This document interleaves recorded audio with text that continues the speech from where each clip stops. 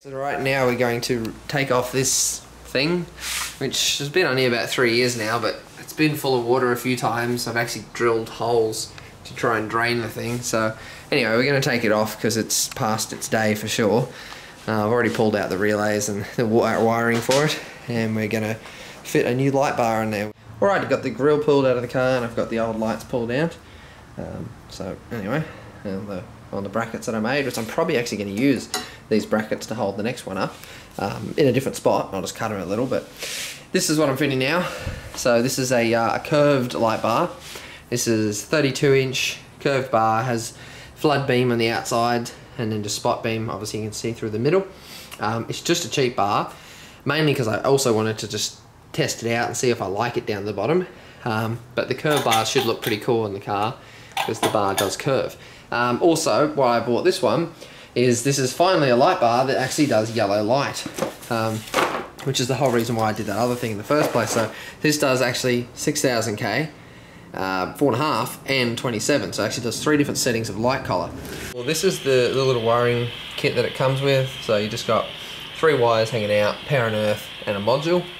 And then it also comes with just a little remote there that does 1 and 2, which means white light, yellow light, and then you've got, I think, just on off itself and a strobe version.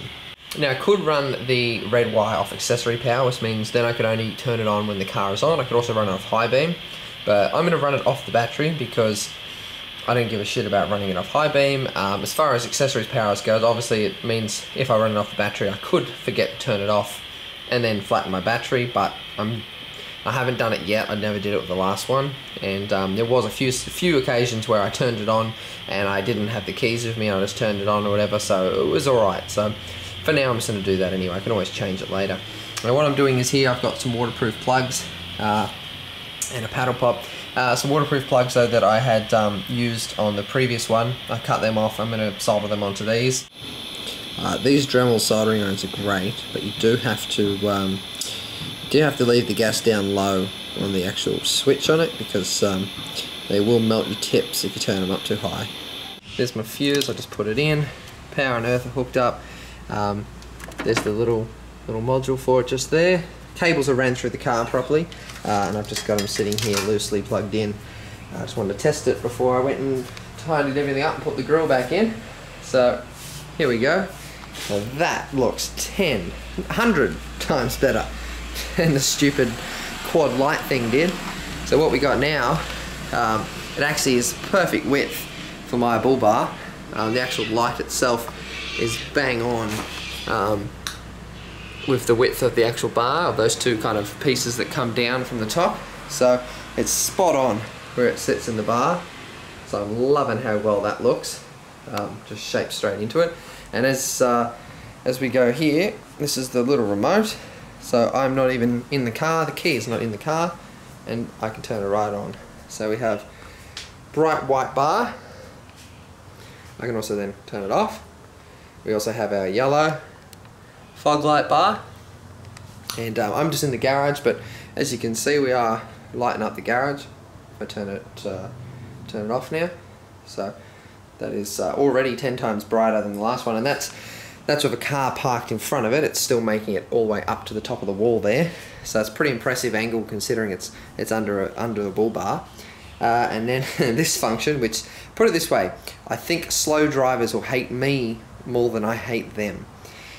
This is the strobe function that she does. So as you can see, the bar does look very white and kind of stands out compared to it. If I now change it to that one though, it actually blends in a bit better.